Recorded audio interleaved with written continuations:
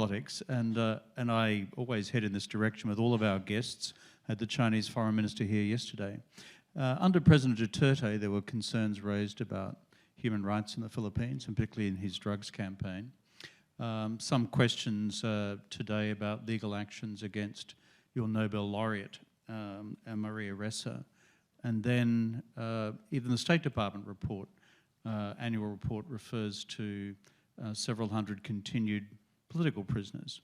So your reflections, I noticed what you said before about unifying all Filipinos. Could you give us your reflections on the future of human rights in the Philippines? Well, the argument, or rather the discussion about human rights in the Philippines in the past few years has really derived from the anti-drug war that President Duterte undertook. And as I come into office, you look and you see we cannot stop the drug war. The problem continues to exist. What we can do is to examine and learn lessons from the experience from the past administration. And to go into a little more detail, I think we have found, it is certainly my view, that enforcement, which has been the part of the drug war that has been most vigorously pursued by President Duterte, only gets you so far. And my approach is slightly different. And we look at the drug problem in the Philippines, and it is a significant one.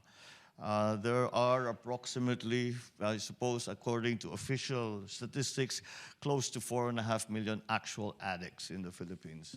And that the corrosive effect of on society, on criminality, on the drug syndicates, etc., even the politicization of the whole drug syndicates and their networks is something that we still have to deal with. And so perhaps we should look at it, we should look, instead of just enforcement, which will continue, but in a more focused way. I tell when I first came to my first command conference with our policemen, and I said, we will adjust. Let us adjust our focus, and let us also look at prevention. Let us education to our young people, to say that, you know, this is a dead end. This will get you absolutely nowhere. It will get you put in jail. It will get you killed. And even if it does not do that, this will take away your future. And second part of that is cure. To be more sensitive and more sympathetic to those who actually have gotten caught up in this lifestyle. And so that is something that we are now promoting. We are trying to learn which are the best methods now to pull our victims, really is what they are, pull them out of that culture and to help them start again and to live a good life as good and constructive members and contributing members of society. Now, as to the enforcement, to put it very bluntly, I simply told them, look, I'm not interested in the kid who makes 100 pesos a week selling weed. That's not the person that I want you to go after.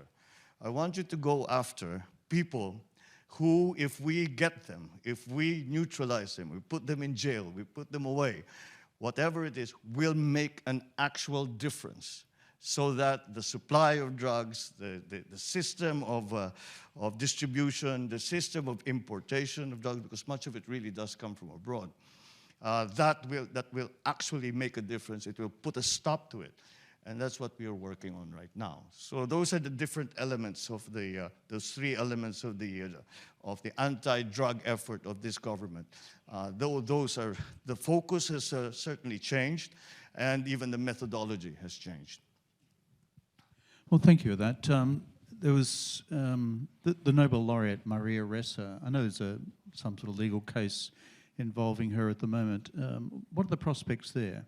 Is it caught up in your courts, or is it because she's a Nobel Prize winner, there is international preoccupation with her case as well? Well, really what happened with Maria Ressa and Rappler is that it was determined that it is a foreign enterprise, and that's not allowed in our rules, in our law. And her situation right now is that it has nothing to do with her political leanings. What has happened is that an individual has filed cyber libel cases against her, and that's what she's facing now. So that is the situation with Maria Ressa. Rappler actually continues to operate. You can look them up on the internet. They make their comments and make their posts, and they continue to operate in that way. However, she herself personally is facing, I believe it's 2 cyber libel cases, and we just, we have a very clear delineation of powers in our political system, very much styled after the American system, where we have the executive, the judiciary, and the legislature, and they're co-equal. And so it is highly improper for the executive to interfere in either the legislature or the judiciary. So the end of UN week here in New York, you've had a bucket load of meetings. Have you had some fun? Well, being in New York is always fun. I haven't been... I haven't been in New York for a good long time, actually. For whatever reason, it's been. I think we were calculating it with my wife Lisa, who is here. We were calculating, what, 22 years since we came back to New York? Put your hands together for the First Lady of the Philippines.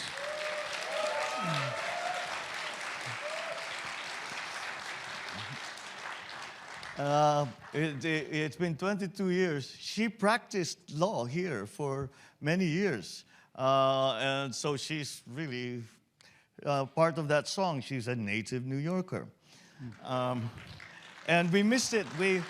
We missed it terribly. I spent a good deal of time as well in New York, perhaps not as a permanent resident or working here, but simply because I learned to enjoy and really have great affection for the city and its people. And we missed it terribly, and we were very happy to be given the chance to come back. But I would say that she has had a better opportunity to have some fun in New York. I have tried very hard to maximize every single hour that I've been here to make these contacts, and as you described them, I have a bucket load of meetings, which I think have gone rather well. But as I said, it's it doesn't take much just to be able to look out my window and to see New York, the Central Park, to see New York at night, to walk along the street, to get my sabrette and my souvlaki sandwich.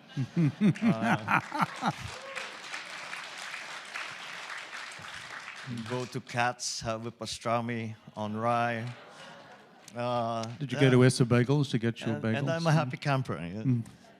Doesn't take much. Yeah. Well, I have much the same sentiment about this town. For a small town, it's not bad.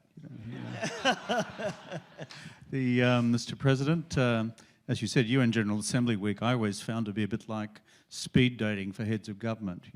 In the door, out the door, in the door, out the door. You are such a welcome guest here at the Asia Society. Our centre in Manila, headed by Doris Ho. Put your hands together for Doris.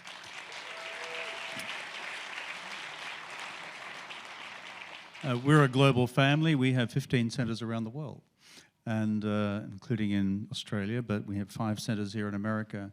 You are always a welcome guest here because we wish your country, the Philippines, all the best for the future. Thank you, Mr. President. Thank you, Mr. Kevin Rudd, for those Very kind words, and thank you all, members of the Asia Society, for this very warm welcome that you have given me. Thank you very much indeed.